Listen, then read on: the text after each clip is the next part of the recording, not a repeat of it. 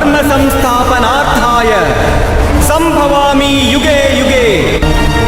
Hi friends, ಹೇಗಿದ್ದೀರಾ? ಇವತ್ತಿನ ಅದ್ಭುತ ವಿಡಿಯೋಗೆ ನಿಮ್ಮೆಲ್ಲರಿಗೂ ಆತ್ಮೀಯ ಸ್ವಾಗತ. ಬಟ್ಟೆ ಇಲ್ಲದೆ ಸ್ನಾನ ಮಾಡಿದರೆ ಏನಾಗುತ್ತದೆ? ನಗ್ನವಾಗಿ ಸ್ನಾನ ಮಾಡೋದರಿಂದ ಪಾಪ ತಗುಲುತ್ತದೆ ಎಂಬ ವಿಷಯ ತುಂಬಾ ಮಂದಿಗೆ ಗೊತ್ತಿಲ್ಲ.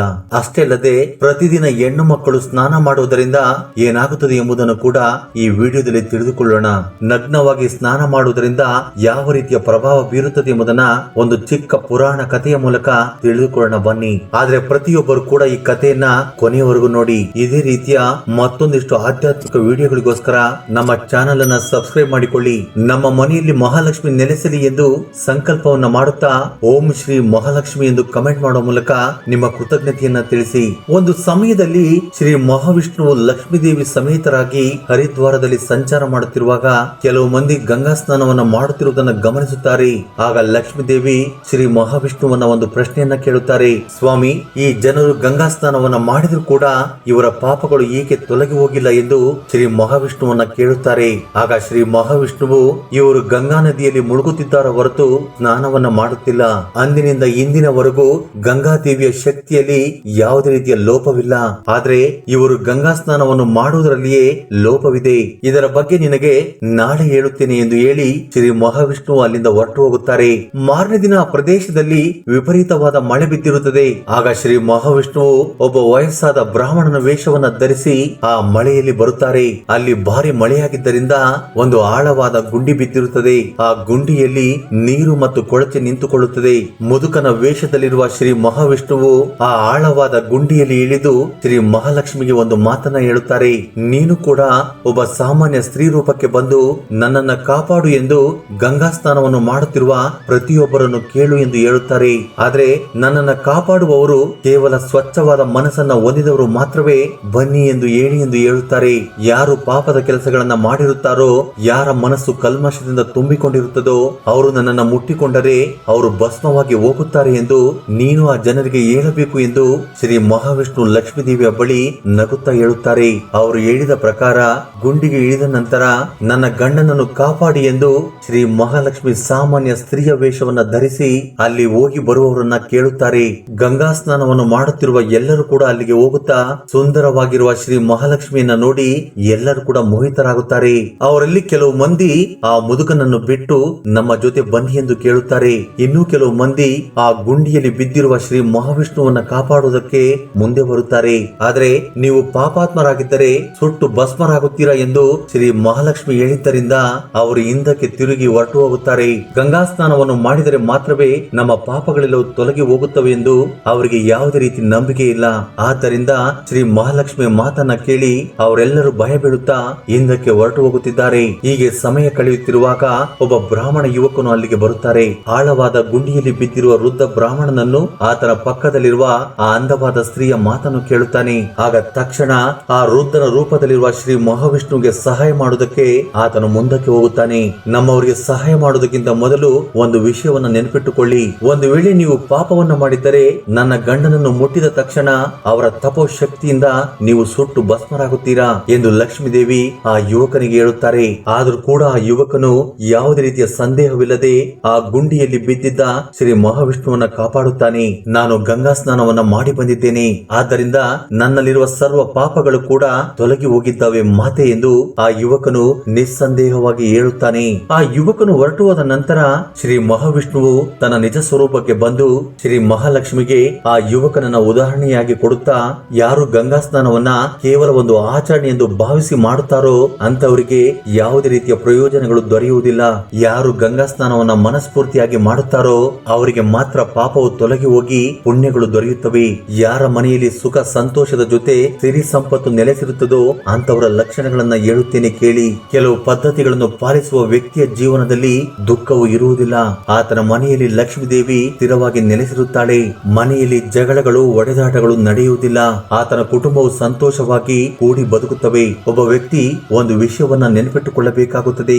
ಈ ವಿಷಯವನ್ನ ಯಾರು ಪಾಲಿಸುತ್ತಾರೋ ಅವರ ಜೀವನ ತುಂಬಾ ಉತ್ತಮವಾಗಿ ಬದಲಾಗುತ್ತದೆ. ಪ್ರತಿದಿನ ನಾವು ಸ್ನಾನ ಮಾಡುವುದರಿಂದ ನಮ್ಮ ಶರೀರವು ಶುಭ್ರವಾಗುವುದರ ಜೊತೆಗೆ ನಮ್ಮ ಮನಸ್ಸು ಕೂಡ ಶಾಂತವಾಗಿರುತ್ತದೆ. ಸ್ನಾನ ಮಾಡುವುದರಿಂದ ನಮ್ಮ ಶರೀರದ ಕಾಂತಿ ಮೆರುಗುಗೊಳ್ಳುವುದರ ಜೊತೆಗೆ ಮುಖವು ಆಕರ್ಷಿತವಾಗಿ ಬದಲಾಗುತ್ತದೆ. ಸ್ನಾನ ಮಾಡುವಾಗ ನಾವು ಕೆಲವು ವಿಷಯಗಳನ್ನ ನೆನಪಿಟ್ಟುಕೊಳ್ಳಬೇಕು. ಅದರಿಂದ ಮತ್ತಷ್ಟು ಲಾಭಗಳು ದೊರೆಯುತ್ತವೆ. ಸ್ನಾನ ಮಾಡದೆ ನಾವು ಪೂಜೆ ಪುನಸ್ಕಾರಗಳನ್ನ ಮಾಡುತ್ತಿರುತ್ತೇವೆ.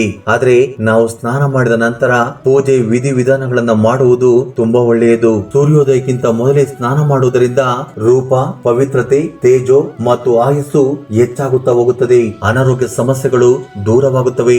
ಶರೀರವು ಬಲಿಷ್ಠವಾಗಿ ಬದಲಾಗುತ್ತದೆ. ಎಲ್ಲ ಕಾಲದಲ್ಲಿಯೂ ಪ್ರತಿದಿನವೂ ಕ್ರಮ ತಪ್ಪದೆ ಸ್ನಾನ ಮಾಡಬೇಕಾಗುತ್ತದೆ. ಪ್ರತಿದಿನವೂ ಬೆಳಿಗ್ಗೆ ಸ್ನಾನ ಮಾಡುವುದರಿಂದ ನಾವು ಮಾಡಿದ ಪಾಪವು ತೊಲಗಿ ಹೋಗಿ ಪುಣ್ಯವು ದೊರೆಯುತ್ತದೆ. ಸೂರ್ಯೋದಯದ ಸಮಯದಲ್ಲಿ ಸ್ನಾನ ಮಾಡುವವರಿಗೆ ಅವರಲ್ಲಿರುವ ಬಡತನ ದೂರವಾಗುತ್ತದೆ. ಆದ್ದರಿಂದ ಬೆಳಿಗ್ಗೆ ಎದ್ದ ತಕ್ಷಣ ಸ್ನಾನ ಮಾಡಬೇಕು. ಇನ್ನು ಪ್ರತಿದಿನ ತಲೆ ಸ್ನಾನ ಮಾಡುವುದರಿಂದ ತುಂಬಾ ಒಳ್ಳೆಯದು. ಯಾರಿಗೆ ಅನಾರೋಗ್ಯ ಸಮಸ್ಯೆಗಳು ಇರುತ್ತವೋ ಅವರು ಮಾತ್ರವೇ ತಲೆ ಸ್ನಾನವನ್ನ ಮಾಡಬಾರದು.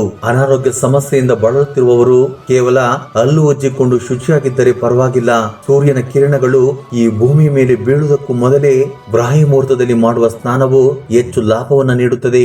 ಮೈ ತುಂಬಾ ಕೊಬ್ಬರಿ ಎಣ್ಣೆಯನ್ನಾಗಲಿ ನೋವಿನ ಎಣ್ಣೆಯನ್ನಾಗಲಿ ಹಚ್ಚಿಕೊಂಡು ಸ್ನಾನ ಮಾಡಿದರೆ ಆರೋಗ್ಯದ ಜೊತೆ ಮನಸ್ಸಿಗೆ ಶಾಂತಿ ಕೂಡ ದೊರೆಯುತ್ತದೆ. ಇನ್ನು ನದಿ ಸ್ನಾನವನ್ನ ಮಾಡುವವರು ನದಿಯಿಂದ ಹೊರಗಡೆ ಬಂದು ಹಲ್ಲನ್ನ ತಿಕ್ಕಿಕೊಂಡು ನಂತರ ನದಿಯಲ್ಲಿ ಇಳಿದರೆ ಒಳ್ಳೆಯದು. ನದಿಯಲ್ಲಿ ಸ್ನಾನ ಮಾಡುತ್ತಿರುವಾಗ 11 ಅಥವಾ 21 ಸೂರ್ಯ ನಮಸ್ಕಾರಗಳನ್ನ ಮಾಡಬೇಕು.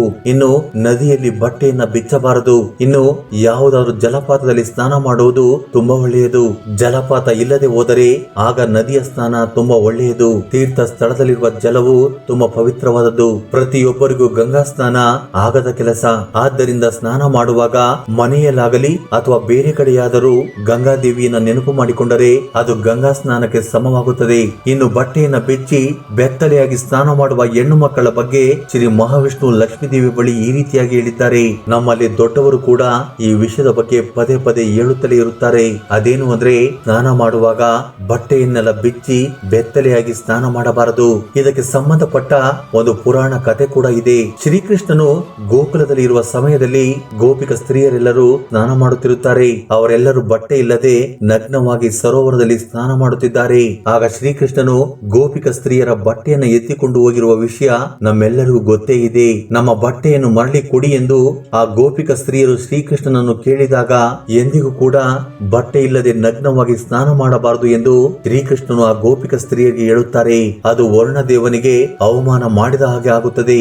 ಮತ್ತೊಂದು ಪುರಾಣ ಕಥೆಯ ಪ್ರಕಾರ ಕುಬೇರನ ಇಬ್ಬರು ಪುತ್ರರು ನೆಲಕುಮಾರನು ಮಣಿಗ್ರಹನು ತಮ್ಮಲ್ಲಿರುವ ಅತ್ಯಂತ ಧನವನ್ನ ನೋಡಿಕೊಂಡು ಅಹಂಕಾರದಿಂದ ಬೀಗುತ್ತಾರೆ. ಅವರು ಮಂದಾಕಿನಿ ನದಿಯ ತೀರದಲ್ಲಿ ಅಪ್ಸರಿಯರ ಜೊತೆ ಜಲ ಕ್ರೀಡೆಯನ್ನು ಆಡುತ್ತಿದ್ದಾರೆ. ಅದೇ ಸಮಯಕ್ಕೆ ಅಲ್ಲಿಗೆ ನಾರದ ಮಹರ್ಷಿ ಬರುತ್ತಾರೆ.